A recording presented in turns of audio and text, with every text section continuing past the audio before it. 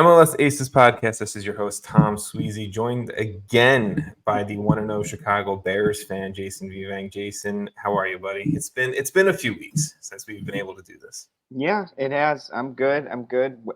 Happy to get back talking about some MLS play, Yeah. some US soccer. I mean, there's a lot that's been going on. It just seems There- like the news cycle at this point, even without the games, is just constant. Just I every wanna- day there's something. I feel like after Leagues Cup, it quieted down a ton, and then I feel like in like the last week or so, it's just been like, here's a flood of fucking news, and oh wait, Yeah. there's like 6 to 8 games left until the MLS Cup I playoffs. kind and of it's felt just- like it would quiet down more and be like, okay, now we just talk about games Yeah. for a couple weeks. But it's like, no, there's still so much. And then it's like you said, some teams have 6 games left. Like we're getting really down to it here. So the literally, point totals and start to become really important. the Supporter Shield race might have been finalized by a big Columbus Crew off the field technically this like roster decision making with the goalkeeper stuff, and it's crazy. And just to give the listeners a little bit of a heads up, we're going to talk less about games, even though I feel like we promised that last episode, but we're going to talk more about kind of catching up on where the state of the season is. We're going to go through all the teams. Some teams, unfortunately, we are not going to talk about Or that much fortunately, of. depending on how Or you fortunately, yes, like San Jose. Not to shit on San Jose, but you're not anywhere going to make the playoffs, near the playoffs, whatever. So we're not going to. We'll mention you, give you a quick. That's why I segment. usually mention my own team when I'm trying to shit on somebody because it takes away a lot, It does. But we're gonna do our best just to kind of, I think, catch up on our opinions, our thoughts of what's going on around the league, the wrapping up of the end of the regular season, the MLS Cup playoffs coming up, the Cup finals are here, and everything like that. We do have some pieces of news that I think we should mention, should talk about quickly for a minute or two here. But I think first and foremost, the best way to start off this episode is paying a little respect to a U.S. soccer legend that has announced her retirement from the game, and we did see her final game last weekend. But U.S. Women's National Team legend Alex Morgan has announced her retirement from professional soccer. Over 220 career caps for the U.S. Women's National Team, where she's obviously won World Cups, gold medals, CONCACAF championships, and everything in between. And obviously, on top of that, a very long career club-wise, where she's won the NWSL, she's won the WPS, the first division women's soccer league before the NWSL even existed. She's been around that long. She's gone over and she's won in Europe, and ultimately she has done it for both club and country. Been arguably one of the best women's player, if not the best women's player on the planet, a long stretch of her career. And Alex Morgan is calling it quits at this point in her career. So you got to pay the respects to I think what some people would say. She is the best women's player of all time. Some people might argue that that's not what we're doing here, but I think in certain eyes that she 100% deserves that respect of that conversation. But Jason, Alex Morgan retiring. What was your thoughts when you saw the news? I mean, I was sad. Like Alex Morgan is U.S. soccer for our generation, right? Women's soccer. Like I think obviously you did a good job mentioning every accolade she's gotten on the field has just it speaks for itself. Like the quality of player that she was or is just up there with some of the best ever. But I think also like her legacy off the field is she was there for the first NWSL game. She was there before, like part of the reason the league is successful, part of the reason women's soccer has grown so much is partially because of Alex Morgan. Like I feel when you talk about women's soccer, you can't really have that conversation without talking about Alex Morgan and her impact and how much she has done to grow the game, to get respect for the game, to for her teammates, for other countries, just growing it in terms of at every level. So I think just what a career, but also just what an impact. Mm-hmm. That she was a star so early on, and I feel like you can't really argue the fact that she just lived up to everything and then some, just by being, a star on the field, but also using that power that she had to just make such a positive changes off the field as well. Yeah, and I mean, look, the sipping the tea celebration in the World Cup. I mean, that's an iconic moment for U.S. soccer, and ultimately, I think another good point to mention here is like I think when something is so fresh and new and breaks into the world, like that initial group of I think like USWNT players that that won that World Cup like back in the day. I think that group deserves a lot of respect, but I think it also takes another generation of player to kind of carry that torch and to, like you said, continue to build upon what was initially set and build it to what it is today. And Alex Morgan, whether you're talking US women's soccer or whether you're talking women's soccer globally, she has played a very large part in getting women's soccer to the level it is today, for CONCACAF to have its own championship and women's gold cup, the women's World Cup, and everything like that. Obviously it's not all Alex Morgan's doing.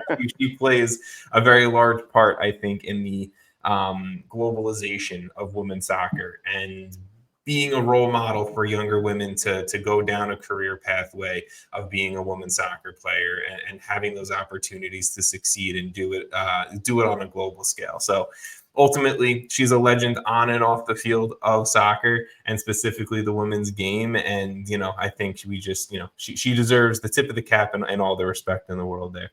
Anything else you want to say about Alex Morgan? Yeah, I mean, I don't know what there's not like you could go on for ages probably, but yeah, I just think like you said, there's still going to be growth that's going to be had, just like there was when she started, before her, after her, but just the fact she spanned kind of the end of one era into a new era at this point of U.S. women's national team for the country. Just I don't know. I think her impact will be felt for a long time, even going forward. 100%. She is the role model for a lot of our current USWNT players, and yes, she played with many of them because she's had such a long, successful career. But right, she's openly been, or I guess our current players have openly said she has been a role model of theirs growing up and whatnot. So pretty much, I think again, she deserves the respect. But going from the positive of U.S. soccer, of Alex Morgan and what the women's national team has been and done, to where we are currently with the men's team, the U.S. men's national team. There's positives. Sure. There is. You know what? I'll go. There's a big positive. Mauricio Pochettino, who we talked about all last episode. We are not going to dive into our Pochettino thoughts, but Pochettino officially announced as the U.S. men's national team manager, taking over for Greg Berhalter and a slew of interim managers in between. So Pochettino is official. The news is official. If you want our deep dive thoughts on it, please go back, check out last episode, whether it's the podcast, YouTube, whatever. But Jason and I kind of dive into what Pochettino's impact can be for the current team, the future, youth development, and everything like that, tactically and everything like that as well, especially heading into the 2026 World Cup. So I guess anything quick, though, you want to say about the official announcement of Mauricio Pochettino to the U.S. men's national team? I mean, I think we talked about it for a pretty long time, so I don't want to add too much, but I'm just excited. I think he offers a lot of, I don't know, it seems like the players need it. I think there's a Christian Pulisic quote in there that important. No, I mean, you texted me last night about this, and we can kind of wrap that into what has gone on this. Yeah, that's what I was going to do probably. So after, obviously the U.S.'s embarrassing exit from Copa America, this is the first two games we've played, and there was two international friendlies, one against Canada, one against New Zealand. And, we didn't win a game. We lost to Canada 2-1 in what was an absolutely awful performance. Like, it somehow got worse from the Copa America exit in my eyes. And then the New Zealand game, clearly for the first half, 50 minutes, it was a rotated starting 11 to an extent. And then, we get some of our more key players in there, aka Christian Pulisic. He scores a goal. We let up a late goal, and it's a 1-1 draw at the end of the day to New Zealand. The U.S. on-field performances are awful right now. And I think specifically the point you were talking about is Christian Pulisic's interview after the New Zealand game. Very much defeated, very much pissed off, angry, upset, not comfortable, whatever you want to describe it as. But I think it's a good thing because I think he's pushing and needing change, and that's hopefully where the Pochettino news comes into. But what were your thoughts? Because I mean, yeah, like the breakdown. To paraphrase it, he basically, I tried to go find what he said, but I realized the tweet was a video while we're recording. But he basically said, like, and you can jump in if you think I missed anything, but I think he basically was saying he's ready for change, the accountability, just looking at the team and just seeing that there needs to be some type of change. And I feel like that's a very brief paraphrase. I probably should have listened to it back before we recorded. I got it right here for you if you want it. Yeah, maybe read it.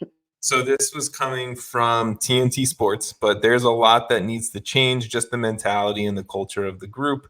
I know hopefully that's the first thing Mauricio Pochettino wants to change. So I think that is a clear example that he's just not happy with where the group is. And I know there was more comments from Pochettino in his press conference. It was either late yesterday or early today, and from Christian Pulisic that the potential, the on-field talent for this group is here, but it's putting it all together, and that's what's missing. And I think that's what Pulisic's talking about, and I think that's what Pochettino probably sees, and hopefully they can work together on getting this done. Because it looks like the whole conversation is weaved into one topic, basically. And I think that quote's important because, I mean, I texted you right away and I was like, he sounds kind of defeated to me. Like, it sounds kind of like, this is just, it's grueling. And we talked about it a little bit. But I just think it's important that Christian Pulisic, of all people, is noticing, we do need this change. We have quality players, we have players in top teams in Europe. We have players competing at very high levels, but for some reason it just isn't coming together at the moment. And like you said, we probably are around the worst stretch of games, I feel like, out of the U.S. men's national team in years, since, last cycle. So it is a little concerning, but I do think with Pochettino coming, he's going to change things around. I think there's going to be, and I don't want to just throw Greg under the bus because people have done that enough, but I do think not all Greg's fault, but yes. And I don't think it is either, but I do think part of the culture that was cultivated, which was, I think we were both fans of how likable the team was, how everyone seemed to get along. But I do think there was something in there where it felt like the team was the team sheet was filled out without any, looking into the other players, without competition necessarily. And I'm just speculating, right? Like I'm not talk to Greg, but I think that probably could be part of why, the complacency feels there. For sure. I agree. Look,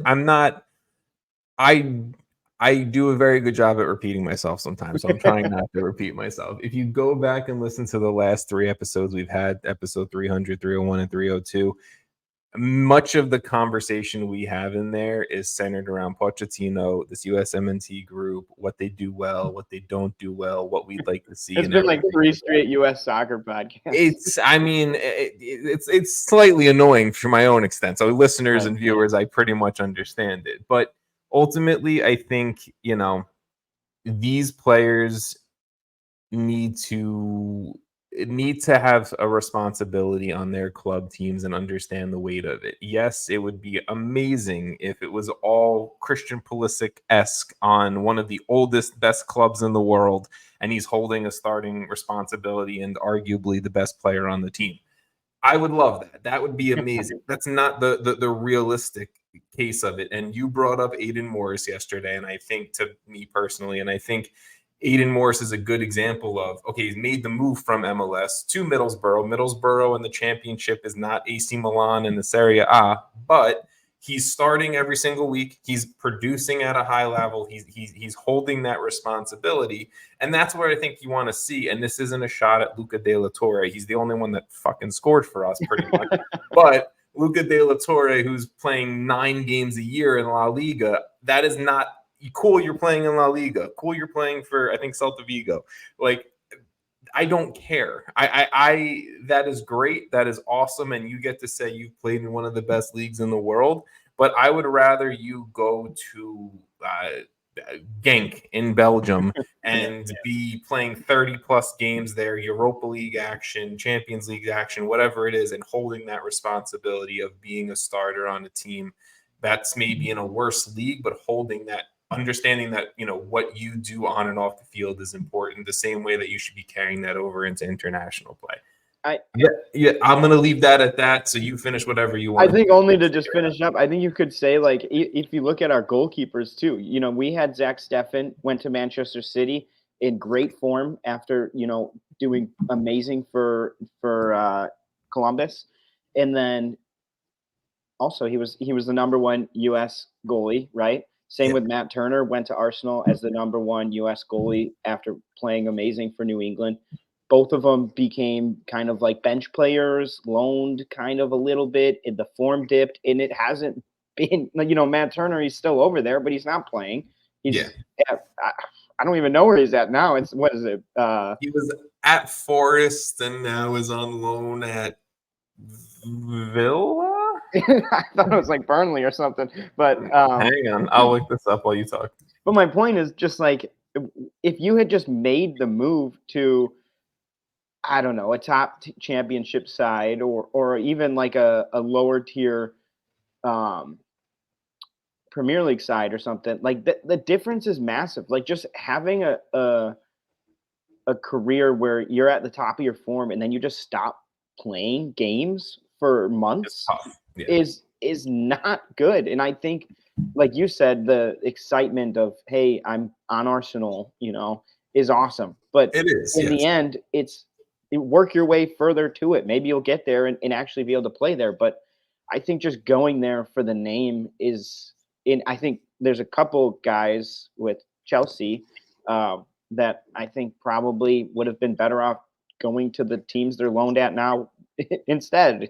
And look, if you're on loan and you're playing, I'm fine with it. I just want to see games played, and I think that's where I'm stuck with that. If we want to take the next step on the field, not just off the field, and the names and the leagues and the clubs, and it's all cool and it sounds great on paper, but if we want to take this next step on the field, I think it needs to now result into games played wherever it is in the world, if it's MLS, if it's the Premier League or whatever. Well, I mean, look at like Slonina, who's with the Fire, went to Chelsea, loaned out. I think he's at Barnsley. Yeah, Barnsley, playing games now, doing well. Like, it can work. I just don't think it's necessarily the best strategy for everyone. Or both. 100%. And that's where, again, we said this 2 weeks ago or last week or whatever, but players need to go. Every single player situation is different. For goalkeepers, I think there are cases where you can be a backup and it works.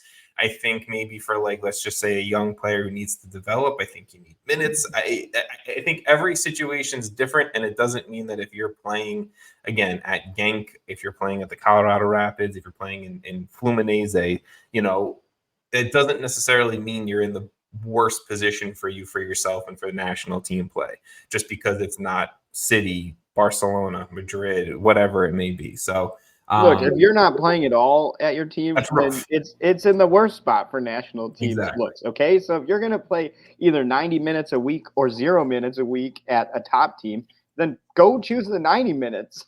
I fully agree. And Matt Turner is on loan from Forest at Crystal Palace. So that's what I thought. I knew he was on, but he's like their third goalkeeper. Apparently he's the backup at Palace. I don't know if I believe it, but either way, a backup goalkeeper is like, what are you going to do? Play 3 times this year? He's playing in the FA Cup, baby. EFL Cup. This is it. Oh, man. All right, let's move on. New York City FC, they are really pushing home that they are no longer NYCFC and they are New York City Football Club, and they dropped a new logo. I just have to quickly mention this as the New York City fan on the podcast. I like it. The New York City fandom's fucking going crazy and saying that the front office betrayed them. Most overreactive, I think, response and statement to a new logo drop. I like the new logo. I'll be the one that, that is the sellout, I guess, and I'll say it. But I don't know, Jason. You have any thoughts on it? You I like mean, it? You hate it? I tried to pull it up again because I genuinely don't It's like not that much it different. barely changes. So I don't know what it was from. Like, what did people feel betrayed? It got a little thicker lines. It seems like. Yeah, it got a little bit thicker. They lost a little bit of color. They're now New York City FC, not NYCFC. I don't know, bro. It's It's always been New York City FC. well, no, I think everyone refers to the club as NYCFC, and I think they're trying to move away from that and like Well, they're be gonna have a more tough like. time with that. There's I no way mean, fans are gonna stop calling it NYCFC. I'm not sitting here trying to say New York City FC no. every time. Maybe they just prefer New York City. I don't know. But Maybe. even if I say like, because you can't just say New York, because I mean, Honestly, New York City would have been a great name. uh, yeah. See, but Manchester City, Mumbai City. I think that's the other one. There's a one in Sydney. No, not Sydney, whatever. Fuck it. You got it. You get what I'm Either saying. way, I don't think I like it because it's essentially the same logo. So if you like the old logo, you should like the new logo, right? That's It's it. barely different. So That's it. did they That's take it. away the orange or I think they took away orange on it. Yeah, which which is kind of I a bummer. I I'm kind an of like orange the guy. orange. I like Well, orange. it was a minimal amount where it kind of gave it some nice little Exactly. touch. I'm But a Mets fan, so the orange is there. I'm going to quickly mention some of this next stuff. If you have anything you want to say about it, Jason, interrupt me. But San Diego FC, since we're not going to talk about them, I figure like I have to mention here, they made another signing. They signed USMNT eligible winger Alex Mighton from Nottingham Forest in the Premier League. The 22-year-old English youth international attacker is going to go on loan to Danish Super League club Nordsjælland for the rest of the season. He has 100 career games played, 8 career goal contributions, not a ton, but there's a lot of hype around him. And again, he is USMNT eligible. He has openly said he wants to try to play for the USMNT over England. So some smart move there from San Diego, I feel like. And then this one, I just feel like is cool. I just want to mention it. The USL Championship, they continue to make waves in the transfer market, and they have transferred the Charleston Battery have transferred star attacker Nick Markanich to La Liga 2 side Castellon. So the transfer is going to go through in January. Markanich is the current Golden Boot leader in the USL Championship. He has 25 goals and 5 assists in 28 games this season. He's actually he's leading. He's the Golden Boot leader for all domestic U.S. soccer leagues, technically. If you want to talk about that would be a great award. We should do a I mean, golden boot. the goal. Some dude in Nisa just has 45 goals and he just takes The it home. golden boot. Yeah, the golden boot. The golden boot of the golden boots. Apparently, it's going to roughly a $200,000 transfer fee, and with a sell-on percentage tied to it. But USL Championship, they're doing big things in recent time. They've outside of Markanich, right? They've sold guys like Joshua Winder to Benfica B, Kobe Henry to Stade Reims B, Milan Iloski to Nordsjælland, and a few other youngsters. Just like seeing it in the growth of U.S. soccer overall. So shout out Nick Markanich getting that move to Spain. But this is it. We're going into it, Jason. We are going to check in on every single MLS team. Again, at this point, the MLS season's almost over. Every single team has played either 26, 27, or 28 games, and that means that teams either have 8, 7, or 6. I don't know why I went backwards, but 8, 7, or 6 MLS games left of the season. A few teams also additionally have some cup finals and a few other things to play for in between.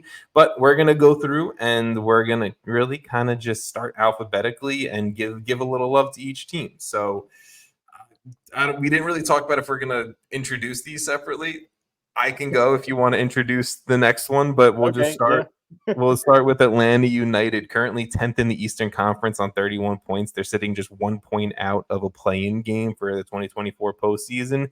I mean, we've talked about Atlanta enough this season where I don't want to deeply dive in on stuff, but the team sold shop, right? Thiago Almada, Giamakis, Caleb Wiley all sold this summer for a major payday for the club. The team, I think, is trying to build now for the future around new DP attacking midfielder Alexei Miranchuk from Atalanta. He hasn't scored yet in his 119 MLS minutes, but he's looked decent, and I think you see where his quality's coming in. recently, the club also moved on from sporting director Carlos Bocanegra that we haven't talked about, which I think is actually a pretty big kind of indication of where this club's trying to go. Bocanegra has been with the team since 2015.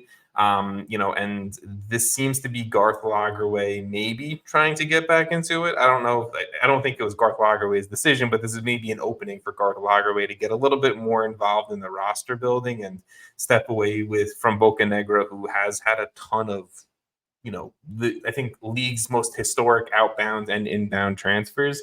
The club is still somehow in a playoff eligible spot at this point of the season. I don't know if I believe in them, but Jason, any quick thoughts on Atlanta that I didn't mention there? Yeah, I mean, like you said, they lost a crap load, right? I mean, there's choice, but a lot of money coming in, not a ton of signings, but where they are considering is not bad. I think they could get that playing spot or potentially try and work into that 7 spot. It's a little bit of a further stretch there.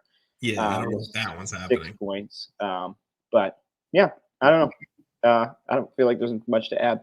No, I think I guess lastly, do you have confidence in Atlanta United I'm not even going to say playoff spot. I'm going to go, and you tell me if you think it's unfair, but I'm going to go, do you think that they can play their way into a play-in game? Their remaining schedule is Nashville at home, Miami at home, Red Bulls away, Philly away, Montreal home, Red Bulls home, Orlando away.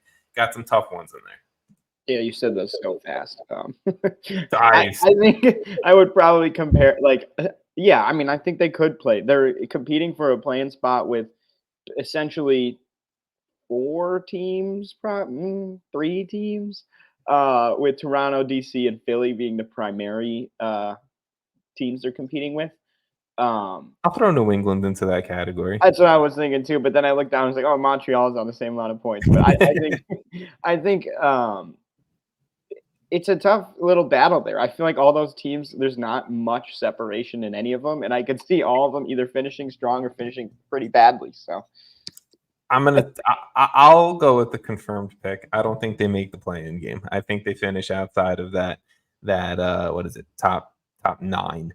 I think 10 is probably pretty fair for them if I have to make a final prediction at this point of the season. But let's keep it moving. Okay, I was going to ask, who do you? Oh, sorry. Go. I apologize. No, the playing game. Who do you think is going to be? Oh, I mean, we're doing this way too early, but I kind of feel like I would put Philly in there. I think Philly makes it. I'm gonna go and DC. Philly. Philly, Toronto. Toronto. DC is a shout. I think New England needs some help. New England, I could see, but they really have to have a strong finish. It's not like okay, we're going to move on. We'll talk about New England. We'll talk about New England later on. We're talking about another team that's sort of right on the cusp here, Austin FC. They're currently in 11th in the Western Conference, tied on points with Dallas. But they have one less game played. So yeah, 11th, 10th, whatever you're feeling. Around So, yeah, they're 2 points out of a playing game on 34 points. They have gone through some pretty big changes. I feel like this last window was almost every week we were talking about Austin in some way or another. They brought in DP attacker Osman Bakari, as well as a ton of reinforcements in defense. Bakari already has 1 goal in 337 minutes across all competitions. They honestly had like a decent Leagues Cup, in my opinion. I feel like in the games that I was watching, they were competitive. It looked like the new signings were actually getting some play there. They did get a red card with one of those new signings, but yeah, I mean, I think this team, their remaining schedule, they've got Toronto away. They've got a decent amount of away games here. Yeah. Toronto, they have away to LAFC, which is a tough one. Home to Houston, home to Salt Lake, away to Portland, away to away to LA Galaxy, and then home to Colorado. So I would argue they have probably one of the toughest final 7 games you could probably have. Even with the changes they made, it might be too little too late, because I just think their schedule is grueling, right? They pretty much play a playoff team in every game. Actually, yeah, they basically do. Play Yeah, in or playoff team. I I agree with you on that. I think it's just a little too late for maybe some more positive play from Austin, right? Like I love the move of bringing in I think Dessler, their new right back, and pushing John Gallagher up the field. Like he was a natural winger, and now he got pushed back to right back, and now he's getting pushed back up the field. He looks like definitely a starting winger option for them, and he adds a lot. So I like that move, but it's like, yeah, ultimately you set yourself back too much. You have to travel across the country for 4 of your remaining games, your remaining 7 games, and then yes, you have 3 home games, but it's against in-state rival. It's against Real Salt Lake, which is who've been one of the best teams in the Western Conference all season long, and then Colorado on decision day, again, one of the better teams in the Western Conference all season long. I don't think Austin has enough. I They're think they're setting left. themselves up though in a good spot, I think, for next season. Depending on what they can do and what other people do in the summer, I don't hate where their trajectory is going. I can agree with that. I think that they need to have a good winter in the transfer market for sure. I think they need to Oh yeah, probably winter. cut some I think I said contracts. summer. I got you. I think they need to cut some bad contracts. I think they need to build in the right way. They definitely still do have a shot of making it. Minnesota hasn't been great. Dallas has been much better since the firing of Luchi Gonzalez, but I think they have a shot. I just think they really need to pull out some tough I performances. mean, it's just tough because outside of you're basically competing for the 9 spot because Portland with 40 points. Oh, this is for playing games, 100%. This is not playoff. This is No, playing. that's what I mean. Yeah, Portland yeah, in yeah. the playing game is on 40 points. So Yeah, you essentially need 6 points, assuming nobody else gets any points, right? yeah. And that's Minnesota and Portland in better positions than you while competing with Dallas. So yeah, it's a much more difficult road, I think, to get into the play-in game in the Western Conference currently. I I fully agree. I'm going to move us forward. I'm going to go to Charlotte. Eastern Conference, Charlotte FC currently sitting 6th in the East on 38 points. They're 5 points out from a home playoff game. We're talking about a good team now. Actually, we're moving into the good team territory here. They had a very busy summer transfer window, adding the likes of Tim Ream, a new DP10, and Pep Biel, and a few other additional depth pieces, and also the return of Karol Swiderski from Italy. They've slowed down a little bit, I think, on their defensive production, but they still currently do have one of the best defenses in all of Major League Soccer in 2024. And Ashley Westwood has been quietly a very good central midfielder. I will point that out there. But Charlotte, they are in that category, right? Of I think they're not the Miami, Cincy, Columbuses, but I think that they are in that next category of they could be in that next 2 to 3 group tier in the Eastern Conference there. And I think on their day, they probably could give a team like Miami, Cincy, or Columbus a run for their money ultimately. They do have to travel quite a bit towards this end of the season stretch here. They go away to Montreal, away to Orlando, home to New England, away to Miami, home to Chicago, home to Montreal, and away to DC. There are some more toss-up games in there. I will say the Montreal, Chicago, 2 Montreal games and a Chicago game probably help out with this. I think they have enough to overtake both New York clubs and get up into a home playoff spot. I'm going to make the prediction that they do that, but we I really was got to see. literally that's funny because I was legit about to ask you, do you think they could have a shot at a home playoff spot? Because I think that's what we're talking about here. Yeah. If we're looking at the highest expectations or whatever, not expectations, but hope for each team, that's definitely the hope they can get into that 4 spot. Um, I agree. I was looking at their schedule thinking, that is not It's not the that. hardest. It might be one of the easier ones, to be completely honest. Like that, it's not an easy one. You have Miami away, which is great, but like you said, you play Montreal twice, Chicago, DC, New England, Orlando. These are all teams that are below them in the standings, and I mean, not a ton or that many points away, but it's Yeah. just they're in a good position here to finish strong. Plus, like you said, you have one of the best defenses. You had Tim Ream do it. It's pretty good. Look, I think ultimately with how they've played an easy remaining schedule and with how bad the Red Bulls in New York City have been in recent weeks, I think Charlotte very much can climb up to a 4 spot pretty easy. They're I not think that they could far. pass New York City Football Club. They can definitely pass New York City Football Club. Jason, talk about the Chicago Fire Football Club. All right, a real fun one. How did I get stuck with this one, huh? I don't know, just really good timing, I guess. Anyway, yeah, so the Fire, rough position, right? We're in 14th place in the Eastern Conference, sitting on 26 points. They are 6 points out of a play-in. I don't even want it. Like, don't do it. what's wild is we're 6 points out, but we're tied for last in the conference. Yeah. It has been a rough year after some decent offseason changes. I felt like there was a decent amount of like, oh, we may be good. I think Kuipers has been solid. He's definitely been one of the bright spots of the season. Yes. Brian Gutierrez is still good. I don't understand the coach choice here. It's still something that I'm going to keep bringing up because I don't understand it. George Heitz is going to be leaving at the end of the season. They got off the Shaqiri contract, so there is like little things to look at that are positives, but like totally in the season, it's not been too enjoyable.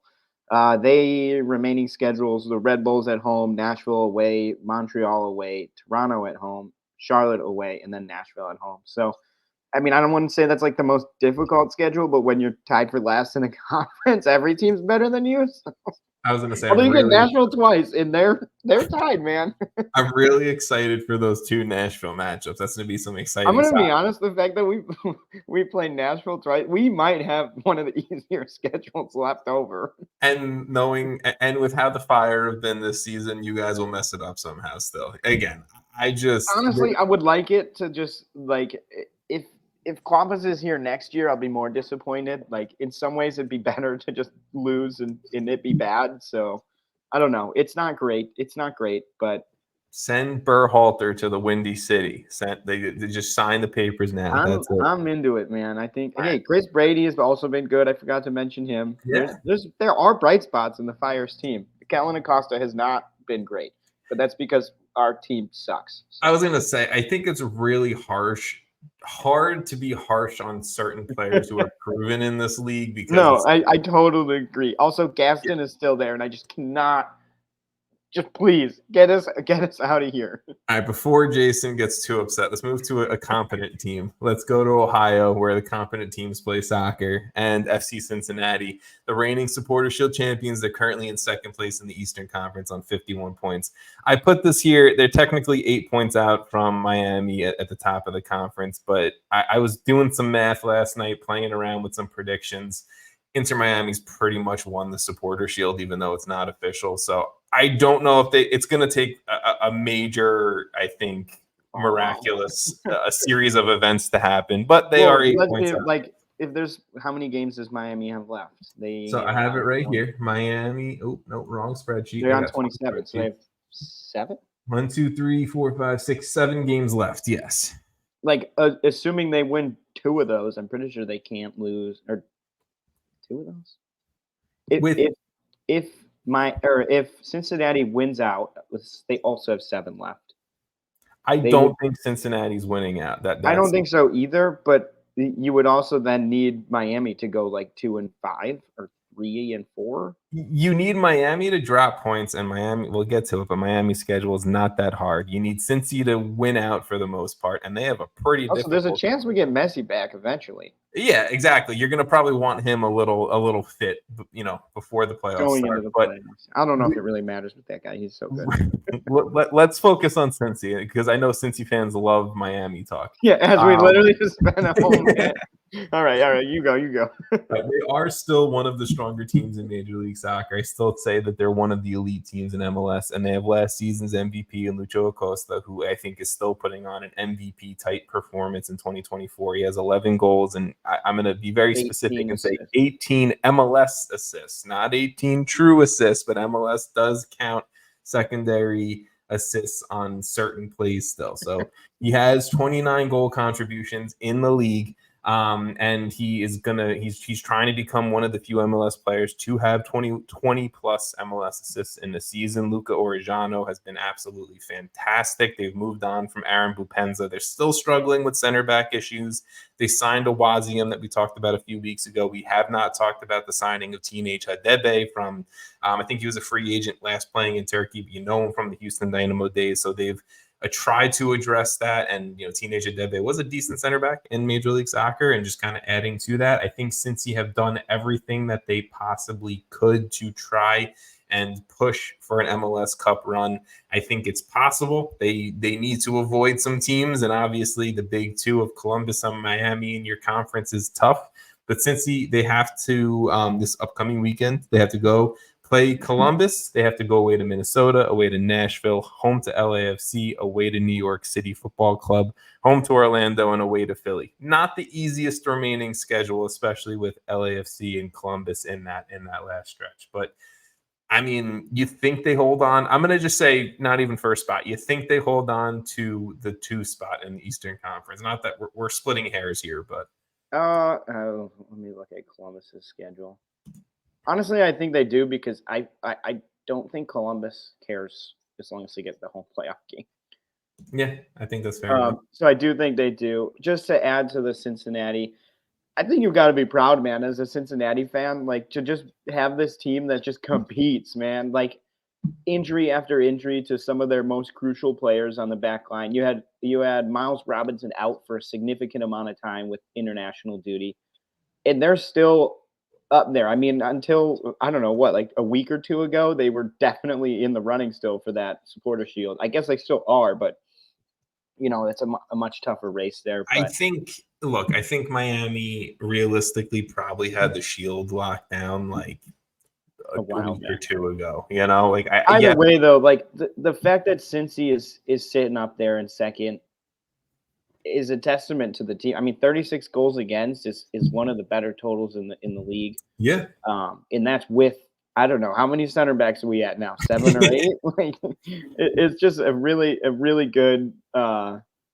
what Pat Noonan's been able to do, what Chris Albright's been able to do to bring people in, and just kind of fill in their holes as they needed to. I think it's unfortunate that all these injuries happened, because a full-strength Cincinnati team going up against a full-strength Columbus and Miami in the Eastern Conference would have been awesome to see in the playoffs. Throw in Matt Miazga into that, throw in, Nick Hagland into that, and I think those matchups are insane. But yes, I think we're still going to have good matchups. I think there's still going to be a tough out. But yeah, I think there was I'm just impressed with what they've been able to do. No, for sure. And I will just say this, because we will get into Columbus in a little bit, obviously alphabetically here, but I predicted out the rest of the season just for myself. I have Cincinnati finishing 3rd in the East. I think Columbus overtakes them, but I'm leaving them in second. All right, you give me let's go to the Western Conference real quick. You give me the. We'll just drop over to Colorado. USMNT light. So the Rapids are currently in 4th in the Western Conference. 44 points for them, 8 points from the top of the West, which is honestly incredible. Like, what a job that's been done over there this season. I think Chris Armas has done a really good job getting that team on the same page, especially because like that first week or two was like, whoa, this might be bad. They did lose 5-0 week 1. So I mean, whatever it was, 4-0. It was rough. It was definitely rough. They have already secured themselves a 2025 CONCACAF Champions Cup spot by finishing 3rd in the League's Cup. So with that, that's already such an awesome season for them. They have done really good. I think Georgie has been awesome as usual, in MLS. He's come back and he's just not missed a step.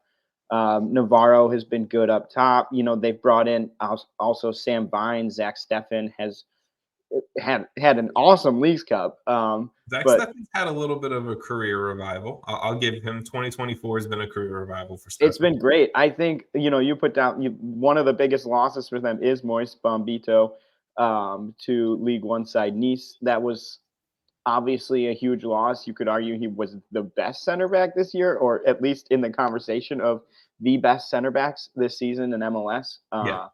But they've continued to roll. I mean, this team, they've got Portland at home. They have 7 games left. Oh, most of these teams have 7 probably, but A lot of 7, yeah. Portland at home, SKC away, Toronto at home, Minnesota away, Galaxy home, Seattle home, and then Austin away. So it's actually a pretty competitive end of the season to them.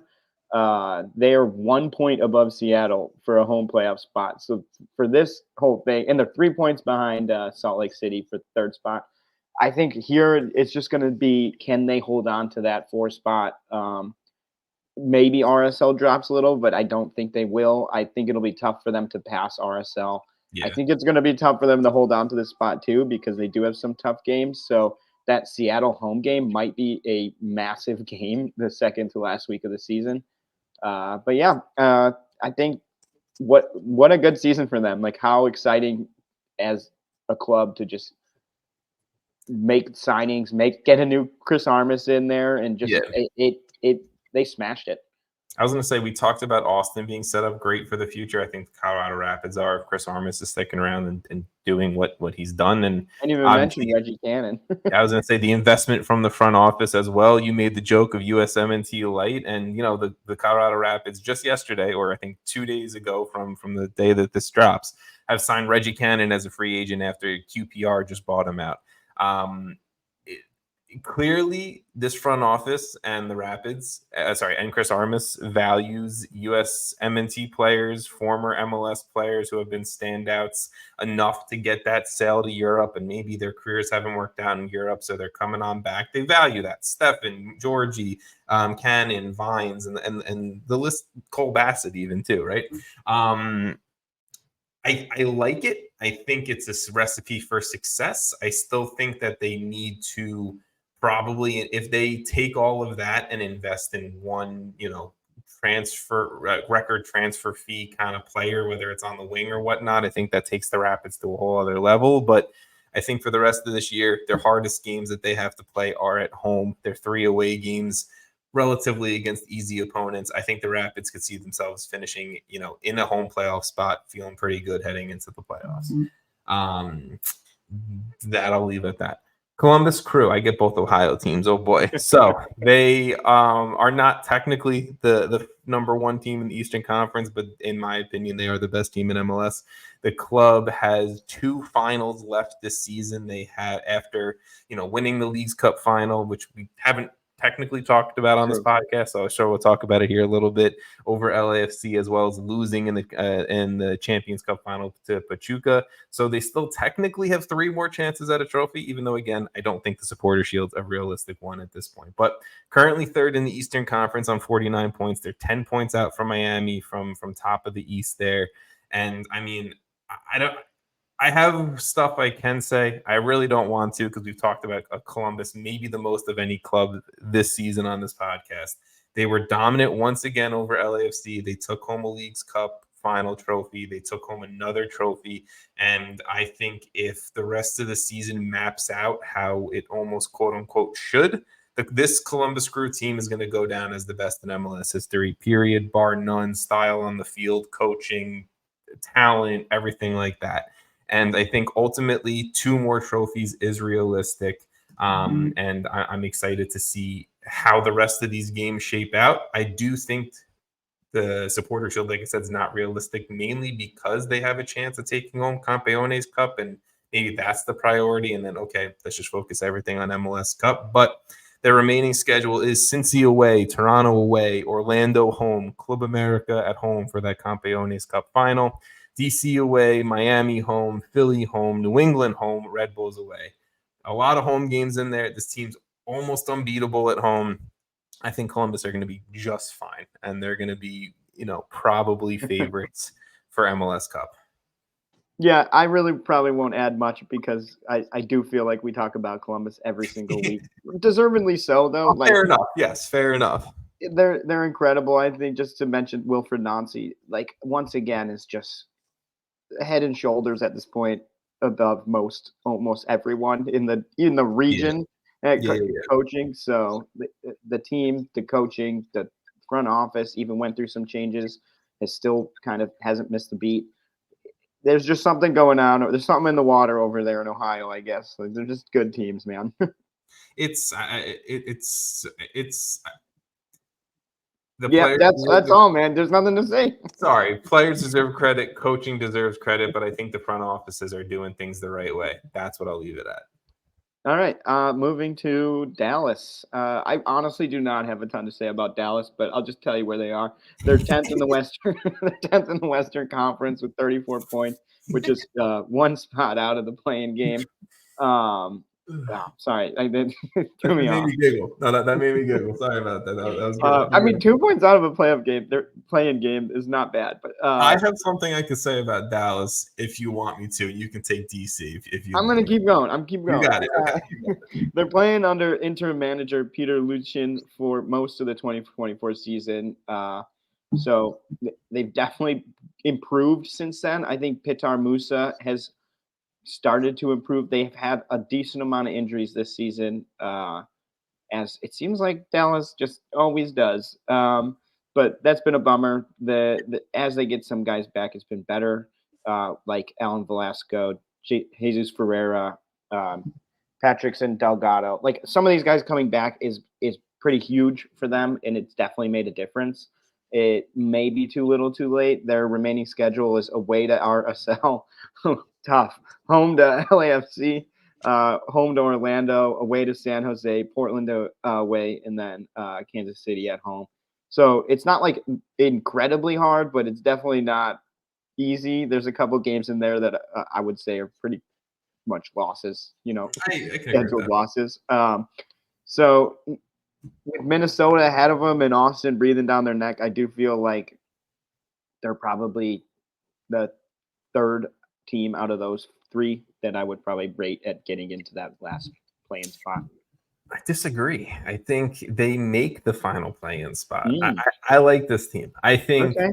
Peter. I know literally when Nico Estevez got fired, I said they should really stop trying to hire the interim coaches that do well.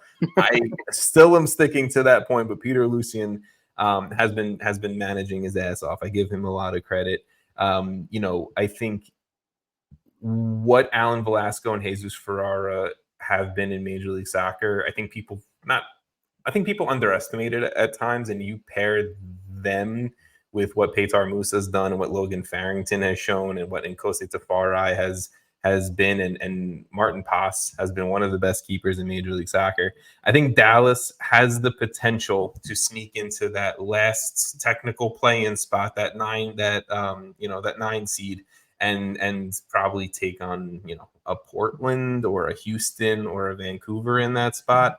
But yeah, no, I like Dallas. I'm not saying they will do it, but I think if I had to put money on who would finish 9, I'd put money on Dallas here. I think I would probably put it on Austin. I don't remember what I said when we were talking about Austin, but but I'm doing it. but I'm pretty sure I would put it on Austin. All right, that's fine. We'll see which Texas team we get right at the end of the day. But sorry, Minnesota. Minnesota's been bad. It hasn't been good. It's ultimately it's been a very rocky season for them. But it started good. DC United currently sitting 9th in the Eastern Conference on 32 points. The club is just 5 points out from a true playoff spot. Christian Benteke is the true star of this team, currently the Golden Boot leader of Major League Soccer on 18 goals. Outside of Benteke, though, it's been some average play. It's been some bad play. Troy Lesane, I think, really has scrapped out some points, gotten the most that he can out of some of these players to scrap out some results and some results and some points. And pretty much it's been get the ball to the head of Christian Benteke for a header. And it's worked. 18 goals in the season. He's absolutely killing it. And he has been, the guy to focus on. I don't want to just simply talk about Christian Benteke, but Matthias Klitsch has been all right. He hasn't been DP level. Mati Pelota, the other young DP, hasn't been great. Alex Bono in net, hasn't been great. Like Jared Stroud's been very good. I'll give Jared Stroud some love. But a lot of these guys who I think hold, big time spots on this team, they've been okay or average, and it's just not good enough to me, I think, at this point in MLS to have a roster playing like that. Again, I'll give Troy Lesane a lot of credit that he's getting the most out of these guys, but They play home to New York City, away to Philly, home to Columbus, away to Nashville, away to New England, home to Charlotte. There are some games in there where you're competing with a lot of teams around you for playoff spots, and that's 6-point weeks ultimately. And, I just don't know if this DC team has enough. I like them. I like Troy Lesesne. I just don't think they do it for a play-in game or a playoff spot game or anything like that. So that's where I'm at with DC. You have faith in them? I do. I mean, I just I do think that I think I said earlier it's going to be DC versus Philly. Personally, I do think DC they just eke out wins, man. Like Benteke, I said what 3 years ago when he showed up, oh, can he do it? And then every year it's can he do it still? And he still does it, man. He's still, I mean, like you said, he's leading the Golden Boot race already. That's over guys like Arango, Buanga, Suarez. Suarez barely has played. Messi has barely played. I mean, look, you just because you're Arango missed time too, okay, but still, it's. I don't know. I don't think 18 goals in the league is anything to be. It's a great accomplishment. He deserves all the credit for it because he's really also done it with not much going on around him. So it's kind of a one-man show over there. And for some reason, they kind of keep it that way. But I mean, like you said, it's a mid team and they're in a mid spot. It's not like the teams around them are head and shoulders better. No, I think Philly's better. I think Philly might be, but I also think Philly is going to make the play-in. So yeah, fair enough. All right. Well, do you have anything to add? No, I'm good. All right. Fun Houston team. There's a lot of teams in Texas, man. There's 3. That's it. It feels like we just talked about so many Texas teams. I don't know. I keep talking about Texas teams. Did I talk about Austin? I can't remember. You did talk about Austin, too. I got all the Texas teams. You did get all the Texas teams. Okay, fair enough. All right. Anyway, the Dynamo are sitting 7th in the Western Conference on 41 points, sitting just 3 points away from a home playoff spot, but in 7th. So you still got Vancouver and Seattle above you in the conference. It's been decent. I think, dude, Ben Olsen just with the career revival of the century, right? Benny Ball revival. It's looked good. I think the club has gone through a decent amount of changes since last year. They still have Ache, Artur, Coco Carrasquilla is still there. So they got a new DP9, Ezequiel Ponce. He has, is it Ponce? Ponce, yeah. Ponce, that's what I think. Anyway, 2 goals in 7 games played for Houston. I think just having not a lot of time with him may hurt them just because we're approaching playoff time and it's been not a lot of games.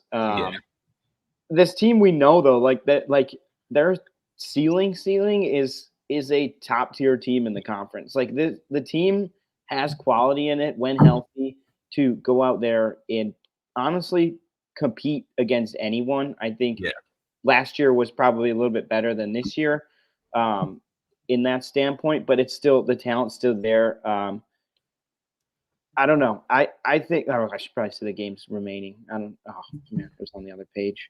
I see. Yeah, I screwed you on that one. I screwed you.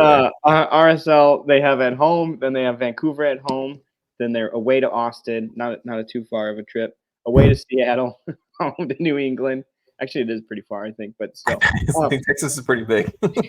Away to St. Louis and home to the LA Galaxy. So some pretty competitive teams in there, some not competitive teams in there, but a couple teams that they really kind of have to beat for some improvements here. They have Seattle away, which is going to be a tough one. Austin away is also going to be a tough one, considering not in terms of their placement too much, but should be a game that they kind of want to win, need to win. Vancouver they have on there. So you've got both Seattle and Vancouver who are the direct 2 teams ahead of you by 1 and 2 points. So just winning those 2 games alone gets them very close to that 4 spot. That's exactly it, though. It's similar to what I think, I said about DC in a different spot in the table, but it's they are playing games against teams near them that, this is going to be 6-point weeks at the end of the season. Yeah, This is very impactful game. this is where you prove if you're a home playoff team quality or if you're, kind of just like the rest of the pack. And I think this Houston team has potential to be home playoff quality. I think Mikael is a sneaky contender for Defensive Player of the Year. If you ask me, he's been great at center back. They have had some injuries. They just lost Lawrence Anali, one of their new U22 wingers, for the rest of the season. Tore his ACL. Sucks. He looked really good in a few appearances for Houston, but I think this Houston team's good. I don't love them compared to the rest of the West, but I think that's exactly where Ben Olsen wants people to kind of think of this team. So I'll leave it at that. And we go to a team that I'm gonna roll through very quickly. Sporting Kansas City, currently sitting 12th. I think we got to start being quicker anyways here. So yes, we gotta move us on some of these. Currently 12th in the West on 28 points. Team's 8 points out from a play-in game spot. Ultimately, I'm just gonna say this. Their 2024 is going to be remembered by making the U.S. Open Cup final, securing a Champions Cup spot for 2025, and ultimately, if somehow they upset LAFC, this has been an amazing season for them. That's it. Go try to win Open Cup. Your season's done. You've already secured continental play for next year. Try to figure out, what's going on and how to rebuild for the future, because the club's been very open that they want to do that. They just sold Caden Pierre. It's a Belgian club, Genk. That's why Genk was on the brain before. But Sporting Kansas City, go win the Open Cup, boys. That's all I got to say. Go pull off a miracle. Yeah, this is the best bad season I've seen. I mean, that's really it. Like, it's been a pretty good season, but also a bad season. So, anyway, moving on to the a fun, good team. You got a good team now. Yeah. So next up's the LA Galaxy. They're currently first in the Western Conference on 52 points. They're the way you wrote that really messed with my brain. Yeah, sorry. It's actually not 7 points. It's 4. Yeah. Anyway. Oh, I see what you're saying. All right. Anyway, I'm going to let everyone listening or watching know I wrote these very late at night, and my sentences might not make the most sense. I'll be very honest about that. Essentially, they're 7 points down to Inter Miami, but for the Supporter Shield, they are 4 points ahead of LAFC for first place in the conference. Yes. Okay, so let me get those numbers correct first. Their defense is something I've been talking about for a while. It's just not been incredible, but it has improved, and they have, as much as I didn't think it would be possible, they've easily started to outscore their defense by quite a lot. Yes. They're plus 15 goal differential, and they actually only allowed 38 goals, which is pretty good given the fact that I don't think their defense is that good. Jalen Neal has been excellent at center back, young American center back. Love to see it. He's been a reason why they've been better. But continue. Yeah, and I think that the team just scoring a lot has helped just make defense easier, right? Obviously, a good offense is a good defense in some sense. Ricky Puig, again, is just so good, like best 11 quality player in the team. I think the Gabriel Peck, Paintsel, both of those guys have come in and actually contributed quite a lot this season. Obviously, they just brought in Marco Reus, who has looked pretty good in his time. I feel like he's come in and been a solid force, at least for them to have. It was kind of like, where is he going to play? Is he going to start? What's going to go? How is this going to work, right? With Ricky Puig, who is obviously amazing. And I think they've done a good job. I think Greg Vanney has done a good job of fitting the pieces together this year. So just to finish out their year, this LAFC game this weekend is probably the most important game for them. It's huge. Yeah. They're home to LAFC, who, talk about a 6 point week. That's like a trophy week almost. Like, you're talking about potentially winning the Western Conference versus losing it in 1 week. So that's a huge one. They're then away to Portland, home to Vancouver, away to Colorado, home to Austin, away to Houston. So it is pretty much all playoff teams or play-in teams or close to it. Austin is right there. So one of the tougher schedules, but this team just I think they're just going to continue to outscore people. I didn't think at the beginning of the season it was possible, and I repeatedly, I think, said early on that I just didn't see this being sustainable. But they've Yeah. proven me wrong, and I'm a believer. You think they can do it? You think they can take down one of the boys in the Eastern Conference? Oh, for MLS Cup, Yeah, that's the real question. Is this team sure they're 1 or 2 in the West? Cool, I but do not think they are good enough for MLS Cup. okay. I personally think that there are 4 teams better than them in the league. Gotcha. And I think we'll talk about one of them right now. LAFC, sorry, Los Angeles Football Club. Oh, there actually might be 5 teams better than, but yeah, there are 4 for sure. Okay. All right. Well, let's go to LAFC. They're currently second in the Western Conference. As Jason said, 4 points back from the Galaxy for first in the West. To me, I think LAFC are the second best team in Major League Soccer, and it's weird to have the Supporter Shield champions as third in my brain, but here we are. But Full LAFC, strength Miami, though, would you rate them over LAFC? no, I don't think so right now. Maybe that's a wild take. I don't know. I just think so. I don't know. This is probably going to get us off topic slightly, but That's I fine. do feel like I would probably put Columbus 1, full strength Miami 2, LAFC 3. Like, you're just saying full strength as in Messi's back in the lineup. Yeah. Okay. Because I mean, look, if you gave me full strength as Cincinnati. in Miami has Facundo Farias back, Nicolas Freire, like, you know, like they have a lot of season-ending injuries on this Miami roster. No, I mean like everyone. Okay, if you gave me Farias Okay, and turn Freire injuries off for everyone, for every team in the league. for every Columbus team in is the still league, number 1. if injuries are off, I think it's Columbus 1, Miami 2, LAFC 3. That's what I think. What I was thinking too. All right, go back to your actual rational takes that injuries are real. In the real life world where injuries exist and everything, I think LAFC are the second best team in Major League Soccer.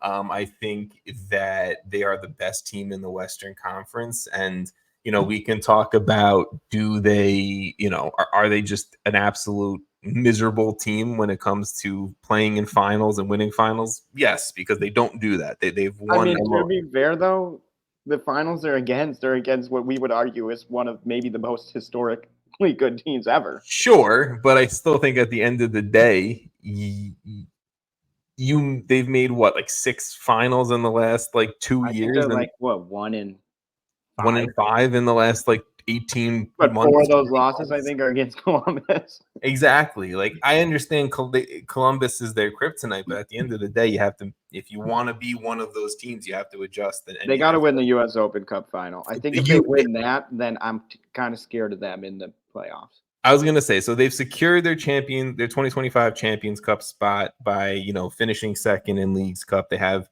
now another shot this month at securing a trophy this season with the U.S. Open Cup final versus Sporting Kansas City. It will be in L.A. I mean, we know this team. Very similar to Columbus. I don't want to over talk about them, but Denis Bouanga, one of the best players, if not arguably the best player in Major League Soccer. Olivier Giroud, I think he picked up a knock in one of his first 2 games, and he's still slowly kind of dealing with that, but he's looked decent. I think he'll adjust. You have Mateus Bogusz, who has been great. You have Christian Oliveira, who's been great. Hugo Lloris has been solid in that. There's depth and there's talent at every single level with LAFC, and there's no questioning that. It's, can they get it done ultimately at the end of the day and win win another big trophy for this club?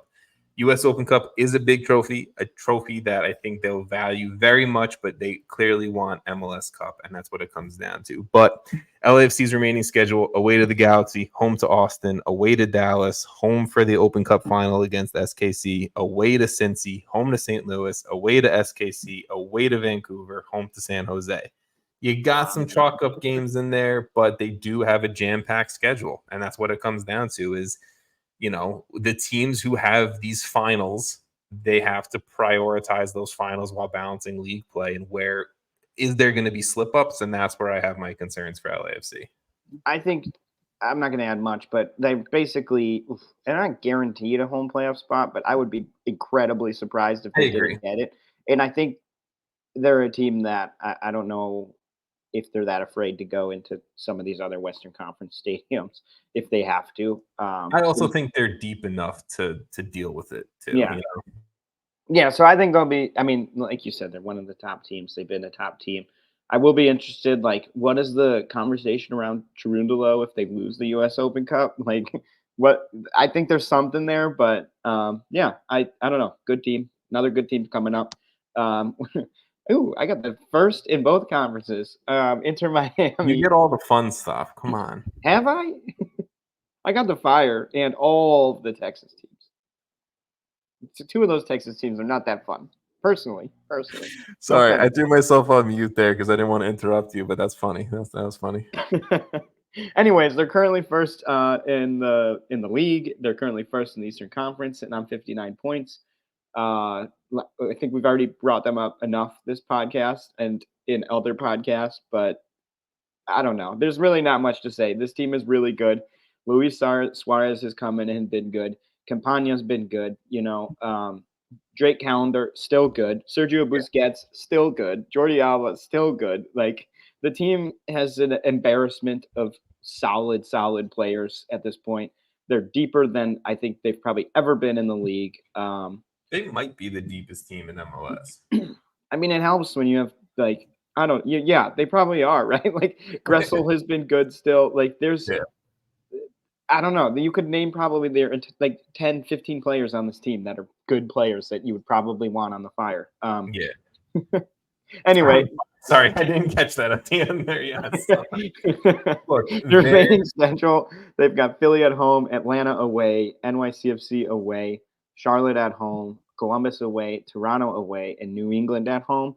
So some pretty decent teams in there, but it's Miami. I don't think we really have to be all that worried about where they're going to end up this season. I think we've said it already. The Supporter Shield, they're already locked into their, into the they're the only team that clinched a playoff spot, I guess. Yeah. They're locked into a home playoff game anyway. The odds of them not getting Supporter Shield at this point are pretty low. So good season for them. We'll see what they can do because the playoffs are really going to be. That's the race here. Can they go and win? Can they go and win that MLS Cup? Yeah, can they go win a double? And Tata Martino, he said it when he was with Atlanta, and he has also said it with Miami. He values the Supporter Shield, and he's not guaranteed, but he's almost got it pretty much. Look, the only slip up that I really expect at this last run of the season could be away at Columbus. That's a tough game. That could be a preview of the Eastern Conference Final. But in other words, like, do you want to? Like, is that really necessarily the worst if they lose that? Like, do you want to show Columbus everything you've got? Right. No, I think, look, ultimately they could win. What is it? They have 7 games left. I think they can win 6, lose 1, still take home a shield, and not, like you said, like. I mean, if they win 4, I think they take home the shield.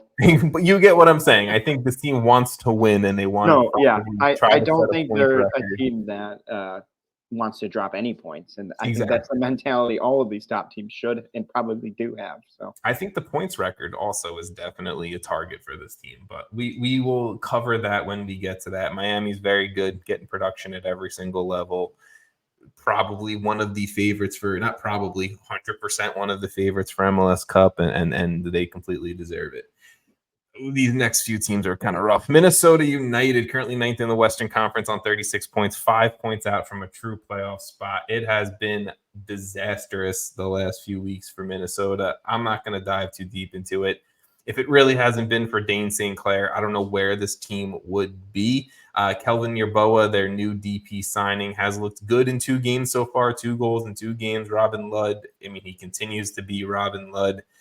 I don't think they're a bad team, but I don't think their performances on the field in recent weeks, you can sit here and say they're a good team. The remaining schedule, they have St. Louis away, Cincy home, SKC away, Colorado home, RSL away, Vancouver away, St. Louis at home.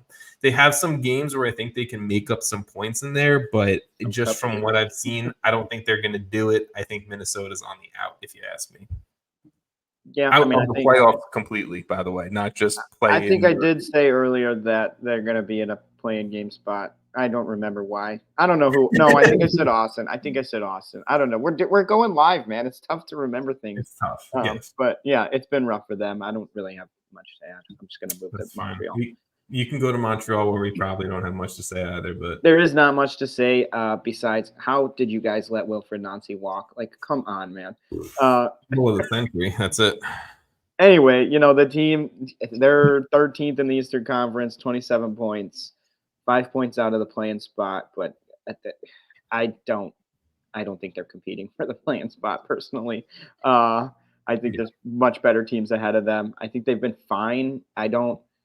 Also, this Grasshopper Club, that's a real team. Yeah, Grasshopper Club in Switzerland. That's a real team. Amazing. I mean, I think that's probably the biggest news of Montreal season is they sold Matthew Choinière, the homegrown, hometown kid, to Switzerland after not wanting to give him to Grasshopper Club after not wanting to give him a contract. So I mean, yeah.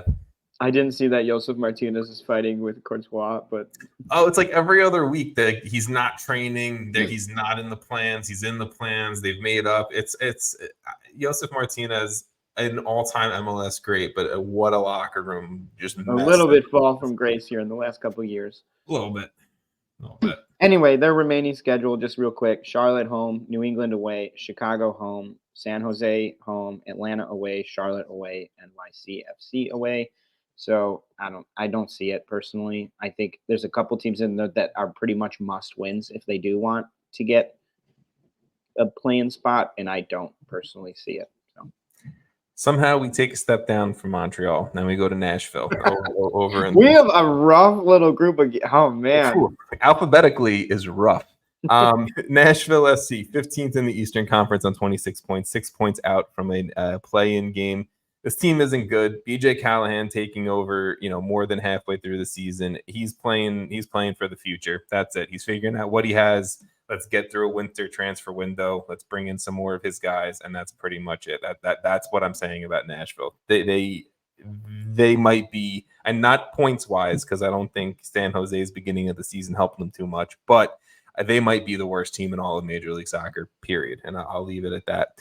Nashville's remaining schedule: Atlanta away, Chicago home, Cincy home, New England away, DC home, NYCFC away, Chicago away. To New England, Jason. Yeah, New England, a team that I had super high hopes for going into this season. I think I had picked them third.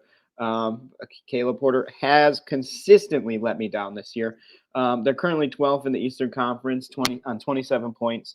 They're 5 points out from a playing game. So they're tied with Montreal, who I just talked about. I think they are a little bit better than Montreal, actually. Now that they've got some guys healthy, they're much better than Montreal. I'll give them that.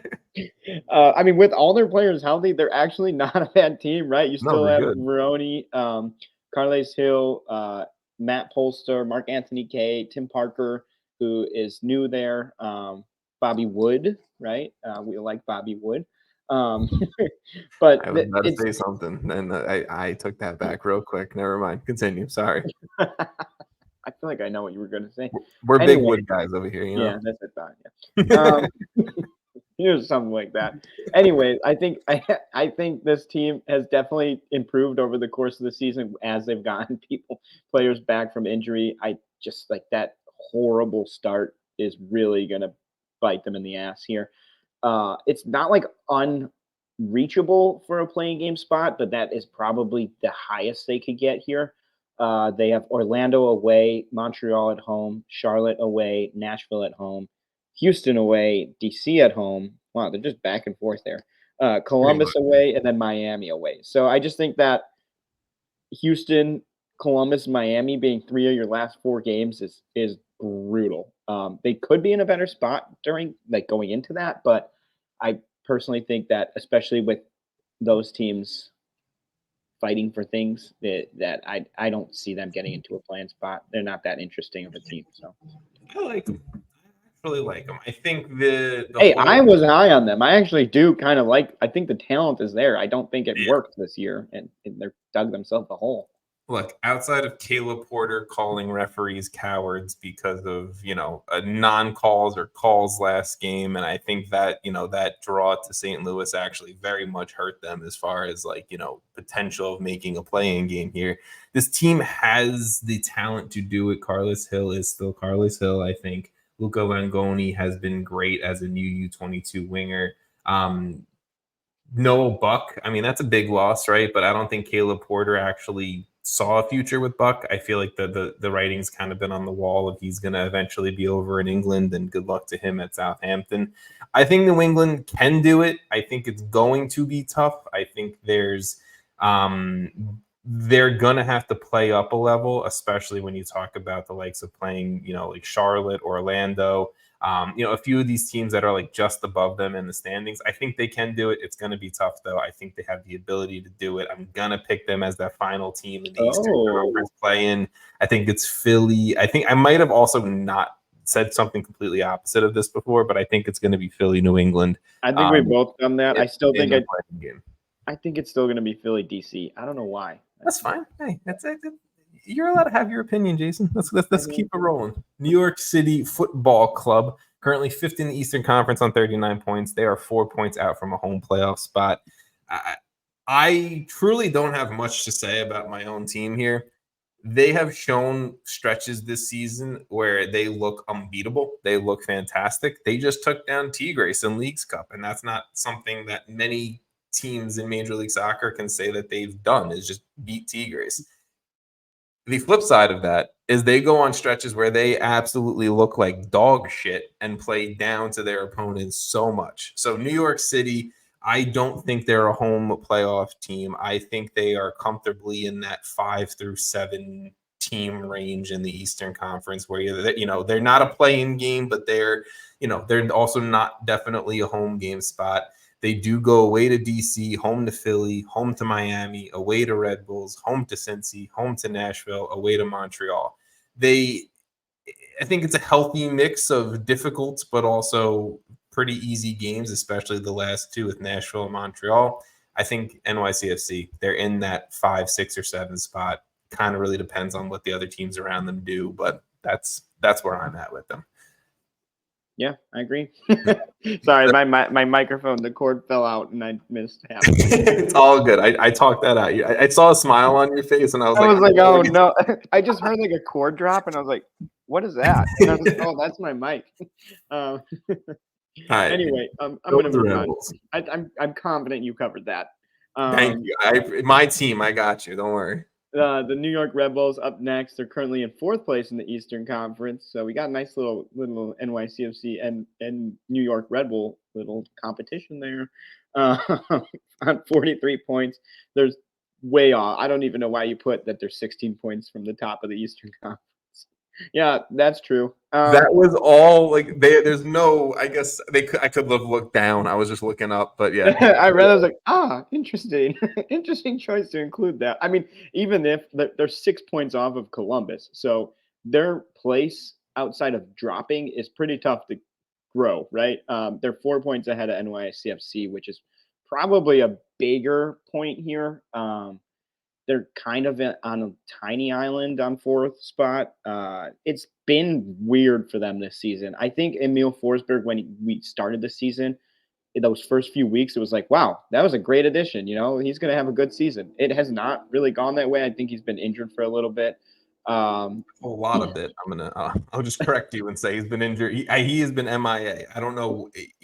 People, there's like no information out about like the severity of the injury. Is he the Kawhi of MLS? I mean, honestly, yeah. He's just in an infinite state of injury. That's what Emil Forsberg is right now. Yeah, I mean, there's like a one-man team with Lewis Morgan. That's it. I think Dante Vanzier, just come on, let's get him out of here. Like, the experience is over, and we're done. We don't need any of that. They're going to have a tough one. I think if they even get a home playoff game, which I kind of feel like they're just going to sit in this 4th spot, and let's see what they're away to Chicago, home to Atlanta, home to NYCFC, away to Toronto, away to Atlanta, and home to Columbus. So some decent teams, but I do think they can eke out enough to sit in that 4th spot, given the current situation. I think that NYCFC game actually is going to be pretty important. That's probably the big one. That's probably the big one for them remaining. But even if they do get that, they're likely looking down the barrel of maybe NYCFC in the playoffs, maybe Charlotte, which I would probably pick one of those other teams to beat them in the playoffs, even with a home playoff game. Yeah, I mean, look, I said it before, and I will stick with it. I think Charlotte takes the 4 spot, and Red Bulls at like New York City and Orlando are like comfortably like 5, 6, and 7 for me. But the Red Bulls, it is very much a case where they can also end up in that 4 spot. I think it's them or Charlotte there, and yes, the New York City game's big. I think, the Columbus game at decision day is big. If Columbus rotates or not, you have to face off against Atlanta a few times, which they're As question mark. crazy as this team could fall as far as like 7th. It is, but I ultimately, do think that 4 or 5 spot is probably the most likable spot, considering the fact that you can avoid the top 3. yes, I think you have to try to avoid, Miami, Cincy, Columbus. That's the Like name you of have the hope to get out of the first round then. game. All right, let's go to another team that they will be trying to avoid either Miami, Cincy, or Columbus, and that is Orlando City, currently 7th place in the Eastern Conference on 37 points. The club is 7 points out from a home playoff spot. They have been playing much better, so a 7 points seems like a lot at this point of the season, but I think it is realistic if Orlando kind of keeps playing how they have been. Facundo Torres has been on fire in recent weeks. I think since his non-Uruguay call-up for Copa America, he's been playing at a different level. Duncan McGuire got his contract extension. He's been producing a little bit more. Martin Ojeda shifting into that kind of attacking midfielder role instead of out on the wing has looked much better. It's all clicked just a little bit more for Oscar Pereira's men. Orlando, I think, again, they're just in that similar range. New York City, Charlotte, Red Bulls, Orlando. It's just those teams that are good. I think a good team, just not great, can't compete with the big boys of the Eastern Conference or like LAFC and the Galaxy. But ultimately, Orlando, they have New England at home, Charlotte at home, Columbus away, Dallas away, Philly at home, Cincy away, Atlanta at home. There's a lot of, I think, very tough matchups in there, and it's gonna, if they come out on the other side with some decent results against Charlotte, against Columbus, against Cincy, I think then Orlando has proven themselves, but that's also very tough test there. So I'm going to say comfortably in that 5 through 7 range for the Lions down there. Yeah, I think I just went back and looked. You had them 3rd. I had them 4th, finishing at the start of the season. Yeah. So like the talent has been there. I think there's been points, especially towards the beginning of the season, where it just took them way too long to get going. This is a team that kind of similar to New England dug themselves a hole, not as big of a hole, and much quicker to get out of the hole to be in the position they're in, which is kind of solidly in that 7th spot currently. But they could get pretty far up. I think that schedule is tough. Like you said, Charlotte, that's a major game, right? Like that kind of dictates, are you going to finish above or below Charlotte in that game?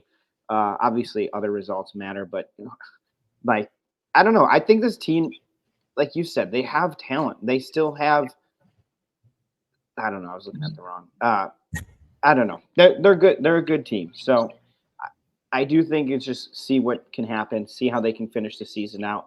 They might make some noise in the playoffs, but if they're not in that 5th spot, it's going to be tough, right? Again, you're competing for spots that are against arguably 3 of the best teams in the league. 100%. Like you're fighting for 4 or 5, because if you do not get 4 or 5, your season's done. You're probably going home. Yeah. That's for all of these teams. That's not just Orlando or just the Red Bulls or just New York City. But no, yeah, that's for everyone. I mean, even these play-in spots, it's like, ooh, a play-in. Happy with Miami, okay? Yeah. Ooh, a play-in. We got to travel to Miami and then take a flight straight to Cancun. Up next is my play-in team, actually. No, that's Philly. Vacation in Miami after our season's over. That's pretty much it. So Philly is currently 11th in the Eastern Conference on 30 points. They're 2 points out of the play-in spot. Atlanta's out there in between them. They've had a rough start. There's been Carranza was sold. I almost said injured. But Andre Blank was hurt for a little bit, and he came back. Ty Barbito has been incredible, right, this season, especially currently. So there's definitely been a ton of improvement. I feel like I've talked about Philly for the last few weeks, just It's kind of funny. I got them again. But they I have think it's because they've definitely. been playing that much better in recent weeks. I think they've been in that Oh, conversation. and I'll say it again, man. The Andre Blake coming and just being behind that defense, Yeah, which is already like it's always been a decent back line, right? Jacob Glesnes has been around. Kai Wagner has been around. Jack Elliott's been around. Bizo, whatever. Nathan Harriel. Like there's some guys on there with experience. And this a team that when you get that guy Andre Blake in goal, who you just know is going to bail you out probably 2 or 3 times a game, I think the confidence rises across the whole team. So the way they've been able to sort of right the ship here, I think at the beginning of the season, people were talking about Jim Curtin's job, including us. And so I think they're looking down Miami away, NYCFC away, DC at home, Atlanta at home, Orlando away, Columbus away, and Cincy at home. that's So tough. yeah, you got the 3 best teams that we've agreed on, and then you've got Atlanta, who you're competing directly, and DC, who you're competing directly with for that final spot, or that play-in spot, Yeah, and then you throw in a decent Orlando team that we just spoke about. It is and a decent New York City team. basically this is probably the hardest schedule given the position that they're in Yes. currently. I think in the league, but it also means that they kind of control exactly what's going to happen because if they start winning some of these games, if they beat NYCFC, if they beat DC, if they beat Orlando or and especially Atlanta, like those games, that string of games where they go NYCFC, DC, Atlanta, Mhm. Orlando, Those if are you big. yeah, if you come out of that with 4 wins, 3 wins, you're probably in that playing game, right? I think those other 3 games against the top tier teams in the league are really tough and are going to make it harder. But I don't know. I like the way they've been playing. I like the way that they've kind of fixed things. Mhm. Uh, and I don't know. I think I have them personally in that spot. I think they can handle it. Yeah, so do I. I think this team's good, and I think that's why many people, and including us, were high on them before the season. And the version before, like the version of this team earlier in the season, was not, I think, what this team could do. And obviously, we've seen that, right? Andre Yeah. Blake was injured for a lot of the season. He's a game changer. He showed up in a big way coming back from injury, and I think yes, you got to give a ton of credit to Ty Baribo for just absolutely scoring at a ridiculous rate recently. And I think if both of them can come back from international duty, because Baribo's away with Israel and Blake's away with Jamaica, if both of them can come back and still continue to produce at this high of a level, they should be in a play-in game, And I think that's probably the best case scenario to kind of make up for what happened this season for the Philadelphia Yeah. Union. Portland Timbers, currently 8th in the Western Conference on 40 points. The team is 1 point out from a true playoff spot. They're currently in one of those playing games. They have an MVP candidate on this roster in Evander. Evander has been absolutely insane this season. 12 goals and, again, 16 MLS assists this season. They have 3 goal scorers in double digits as well. This attack has been on fire with Evander, like I mentioned, Felipe Mora, Jonathan Rodriguez, who's been quietly a very excellent signing for the Timbers and Phil Neville this season. This team's biggest issue for me is defensively, is that back line. Can it hold it together for a string of games? I think it's possible. I do like the Portland Timbers roster. I have to say that. I think I'm a little blinded by how much I do like their roster, but clearly there's holes and there's gaps in this defense that I think haven't haven't consistently been there. Pushing Kamal Miller out to left back has been great, but it hasn't completely fixed things. I think, Phil Neville has his concerns with playing Claudio Bravo and playing Juan David Mosquera at the same exact time, because both of them are just going to go up the field and you're going to be left with 2 center backs. The curious case of why Eric Williamson continues to not play for the Portland Timbers is also ridiculous to me. But ultimately, the Timbers are in a spot where they can make a true playoff spot and be in that 5-7 range, which I think they should finish in by the end of the season. But they will finish out their season with Colorado away, the Galaxy at home, RSL away, Vancouver away, Austin at home, Dallas at home, and Seattle away to end the season. It's not the easiest schedule, but I think this Timbers team is good enough, like I said, to definitely fall in that kind of 5 through 7. You're not a play-in team, but you're not a home playoff team this season. Yeah, I mean this team has the second most goals in the entire league for. They score. Yeah, they're gonna score. They're gonna continue to score. I think some of these teams that they have left, they're gonna score on. And like you said, it's gonna come down to defense. Can they put it together for this last stretch of the season? If so, if they can kind of just outscore their opponents, but actually start locking down a little bit on defense, just a little bit, man. This team is in eighth in the conference currently, and has the second most goals scored in the league. They shouldn't be this low down. They should be higher. Yeah. So I think they can finish higher, like you're saying, but it's going to come down to, can they actually start to not? They don't even have to be perfect in the back. Okay, it's just consistent. Yeah, just don't let in 4 goals, okay? Because not always you're going to score 5. Yeah. And that's kind of how they've been winning some of these games. But yeah, it literally has been. It's outscoring teams, which is great. That's not a sign of a bad team. I think it's a sign of a good team that they can string together offensive performances like they have. But Diego Chara isn't the same 6. He can't cover for you in the way he has in the past. And then the center backs are good, not great. The fullbacks that are eating up high salaries on your roster are both attacking fullbacks. You have Eric Miller there and forcing Kamal Miller to go back out to left back. It's just it's a little bit of a mess in the back, and I just wish that was figured out, because this team is really fun at the same exact time. Yeah, moving on to a team with a good defense is Real Salt Lake. They're currently 3rd in the Western Conference with 47 points. They're 5 points off of the top spot in the West, 1 point below LAFC in second. So, I think we've talked about RSL a lot this year, deservedly so. You have Chicho Arango having an MVP type season, who's continuously just been incredible. 17 goals on the year. He's still in the race for that Golden Boot. They have had a tough time filling the loss of Andres Gomez, who transferred out this summer. They brought in a lot of people. I think we've talked about a lot of the guys they brought in and how there's just been zero contribution. I think when they were doing all that, I was repeatedly saying, you're getting 4 guys in, right? One can maybe do well, and none have done well, which is a bummer. They have Houston away, Dallas at home, Portland at home, Austin away, Minnesota at home, San Jose away, and Vancouver at home. I don't think this is one of the toughest schedules remaining. I do think they need to start getting more production, though. Arango's assists have started to fall off, which is, I think, telling in the fact that the production hasn't come elsewhere. And I think it's been kind of up to him to continue to score. And that's not necessarily as sustainable as it may need to be. But this team is still a very good team. I led with the defense. I haven't even really brought it up, but they're still really good. McMath has been great in goal. They're going to be competing. They're going to have a home playoff game.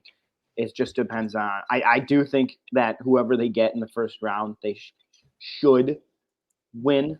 But it's going to get harder, and I think as they start facing more competitive, better teams, it is going to be tough for them, because they need to start finding more production. Because in the playoffs, when you can lock in on Chicho Arango, I don't have a ton of confidence that they're going to have a ton from else.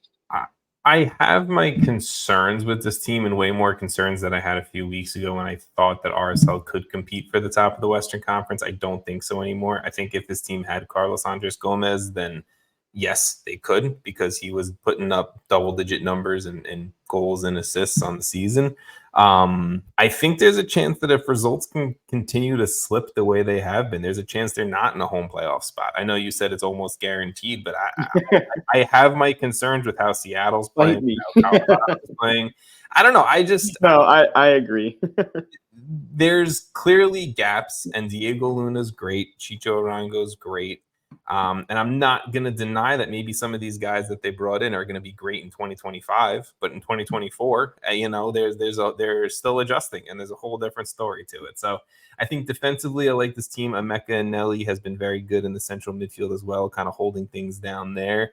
But I think RSL, you're going to need to see an uptick from a Diego Goncalves or one of these young wingers that they brought in, or Benji Michel, who's been a veteran of Major League Soccer before. So I do think given their schedule, given their quality, just their defense is good enough to hold. Like, this is a different scenario, I feel like, than Portland, kind of like the opposite. Like, their defense is really good.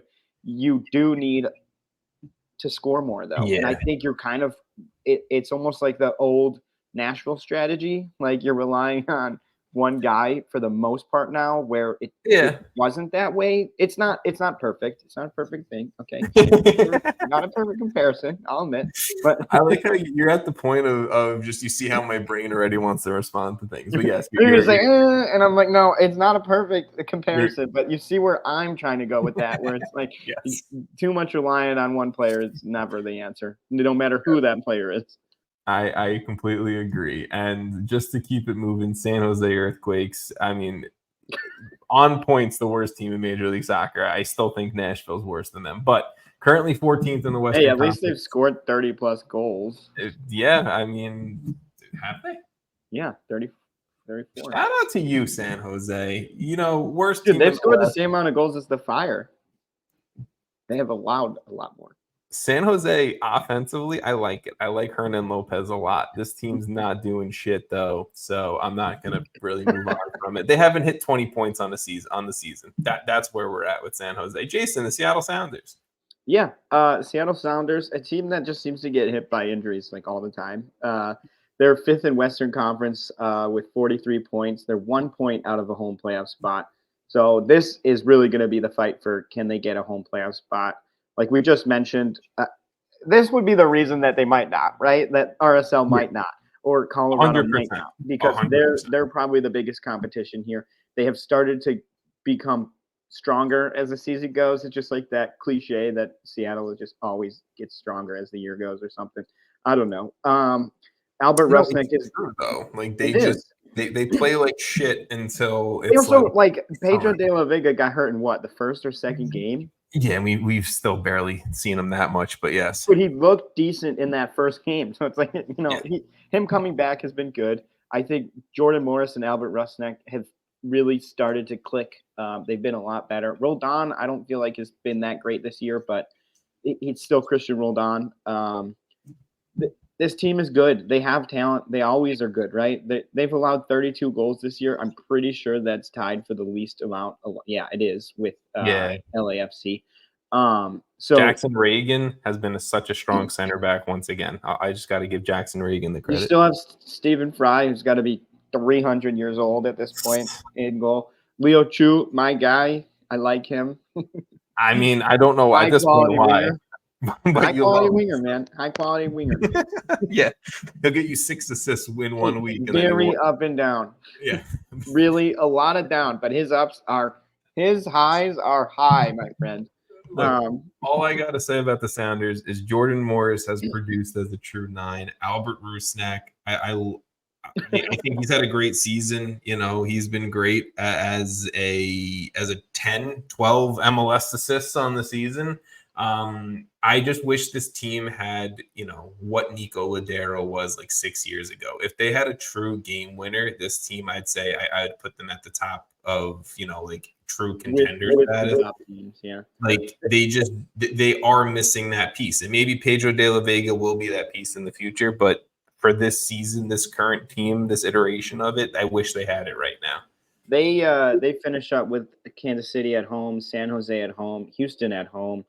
Then they go away to Vancouver, away to Colorado, and home to Portland. Honestly, looking at their schedule, I probably would put them in a home playoff spot. I feel like I just keep revising my opinion. You're like, no, someone's going to drop out. But that's not a tough schedule, and a decent amount of 4 home games in there, 3 straight home games.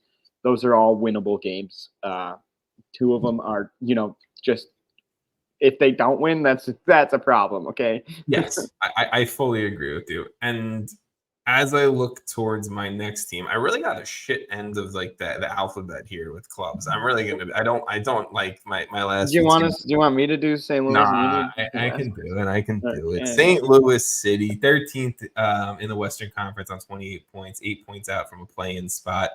I guess there's not completely no hope, but the team has been playing much better soccer since Bradley Carnell left, which I think is still a weird move, but they did have a lot of those summer signings that they talked about coming in, right? Marcel Hartel, Cedric Toushort, Simon Betcher has been great since coming back to Major League Soccer and signing for St. Louis. I think he has 2 or 3 goals in a few appearances for St. Louis. I think this is a true, you've said it a few times, Jason, about a few clubs. I think this is a true statement of too little, too late for these summer signings to come in, get acclimated, have St. Louis be a tough team, because I think at this point they are much better than what they are standings wise in the Western Conference, but I don't think there's enough games and enough time left to actually get into a play in or playoff spot, period. But they finish up with Minnesota at home, San Jose away, SKC home, LAFC away, Houston home, Minnesota away. They have some tough games in there. I don't see it enough for 2024. But again, I like them for the future for sure. Yeah, I mean they're what, 8 points out? You said, yeah, they're 8 points out. I don't It's see it. a little. I think there's, they had that great first season. They had a down second season, but I'm not like worried about the team going forward. I'm not thinking, oh my God, we're in wooden spoon territory for the next 2 years. That's not it at all. I think they've No, they're going to be good next year. Yeah. I'll say it right now. All right. Yeah. Well, okay. Moving on. Sorry, I cut you off there. It's my bad. No. That was fine. I don't really have much to add. Next team is Toronto FC. They're currently 8th in the Eastern Conference on 33 points. They're 4 points out from like an actual playoff spot, currently in the playing game. This is a team that I don't think will be in the playing game, but it's not really. I don't know. I think there's other teams that are better. That's not really because they're like this horrible team. I think where where we were going into the season to where they are now is actually like we have to talk about the job that John Herdman's been able to do over there, because I think that where they are is just way above, I think, what almost everyone thought.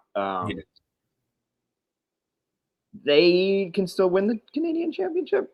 They right? can. Yeah, they're up against the team I chose, though, which is going to win. The reigning champs, which gives them a Champions Cup spot, which would actually be incredible for them, right? If they finished in a play-in game spot and won the Canadian Championship, I mean, kudos to I personally think they're going to do neither of those things, unfortunately. Okay, wow, just ends.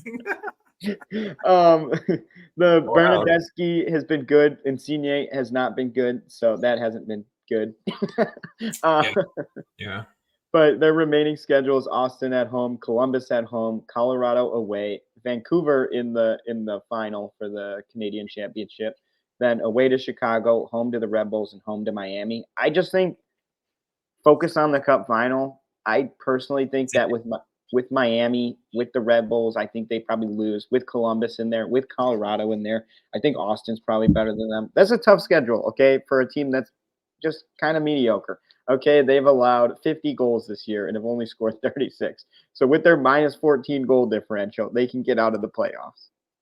I think I agree with you. I think they're in a case similar to Sporting Kansas City to me, where it's like just go out, try to pull off the upset in a cup final, secure a continental spot for 2025, secure a trophy, and then you build off of that next year. Yes, the Canadian Championship is a much easier trophy to win compared to many others in North American soccer, but ultimately, if I'm John Herdman and I win a Canadian Championship, I can say I won a trophy year one, and I was close to a playoff spot, and I can build off of that in year two. That's how I would try to tackle this if I'm a TFC fan, TFC coach, whatever. And then the other team that they're playing in that Canadian Championship final is the Vancouver Whitecaps, who are currently 6th in the Western Conference on 42 points. The club is just 2 points out from a home playoff spot. I think quietly a very good team. Ryan Gauld is back and he is healthy. He also got his first Scottish national team call up in a decade. So shout out to the Scottish Messi, Ryan Gauld. When he's playing, he is one of the best players in Major League Soccer, top 10 player in MLS. Like he's that dude. And the Caps also went out and signed a free agent DP in central midfielder Stuart Armstrong. Again, I think he's a former Scottish international at this point. I don't think he's been called up for a little bit, but he's coming off an EFL championship season with Southampton. And, apparently his numbers predict very well into producing into Major League Soccer. And if you can get whatever you can from Stuart Armstrong, you have Ryan Gauld back healthy. Brian White, I know he just picked up a knock. If you can get him back healthy and kind of pair along with the rest of what this team has been able to do at a very high level defensively in 2024, and I love Vanni Sartini and his tactics and the way he approaches the game, I think the Whitecaps can be good. Look, ultimately, they're not touching LAFC. I don't think they're touching the Galaxy, but I think that they can be a home playoff team, and I think that would be a very good finish for them. I think a Canadian Championship, going back-to-back on that, winning that, getting a CONCACAF Champions Cup spot, again, is just all positive. And who knows, if they get into a home playoff cup spot, maybe that's a playoff run spot, maybe that's just it gives them a little bit more confidence for a dark horse run. I don't know. We've seen more crazier things in MLS Cup playoffs, but I think if they can finish in that top 4 and take home a Canadian Championship, that's an excellent season for the Whitecaps.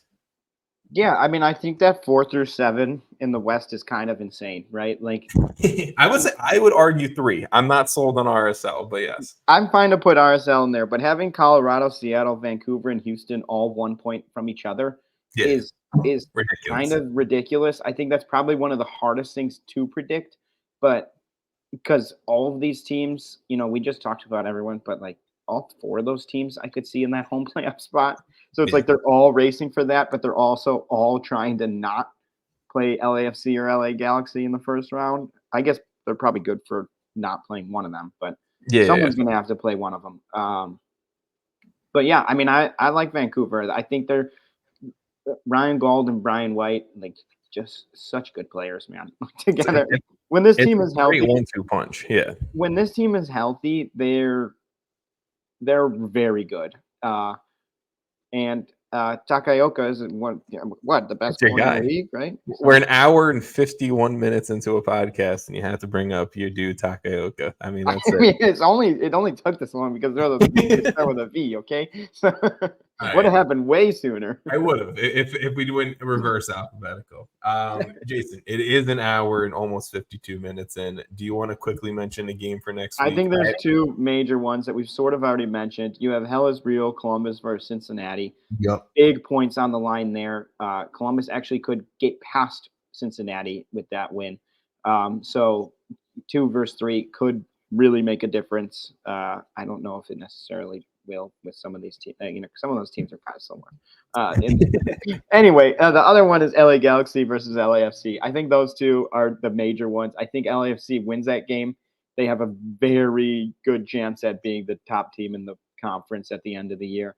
If they lose, obviously, it's going to be very tough to make up those points. Those are basically 2 6-point weeks, like you said. I like that. Yep. I like that 6-point week. That's what it is. I mean, ultimately, it's what it is. And look, the top teams in both conferences also both get a Champions Cup spot for next year. We're towards the end of the year, too, where a lot of these games are really matter. Like DC versus NYCFC matters, right? Like Houston. It does. Houston versus RSL, that's a big game given the situations there. There's a lot of matchups that, yes, may not impact the top 1-2 teams in each conferences, but impacts, is your team a home playoff team? Is your team even making the playoffs? There's a lot of these scenarios that trickle down for sure, but I do think you hit the 2 rivalry games, which ultimately are the most impactful. I mean, those are the most interesting games, even without the stakes, right? 100%. 100%. Yes. No, it's both of them can almost pass each other because of it. Is exactly right. Both of them are for roughly, I mean, not top in the East because of Miami, but for top spots somewhere in the league, right? But I will call it here. This has been a super long one. I thought we would do this much shorter. I was also totally fine with talking MLS. I never minded. So, Jason, thank you for the super long episode. Listeners, viewers, if you've gotten to this point, shout out to you all. And we'll be back next week to talk more games, the closing in on the MLS Cup playoffs, and everything else in between. So, peace.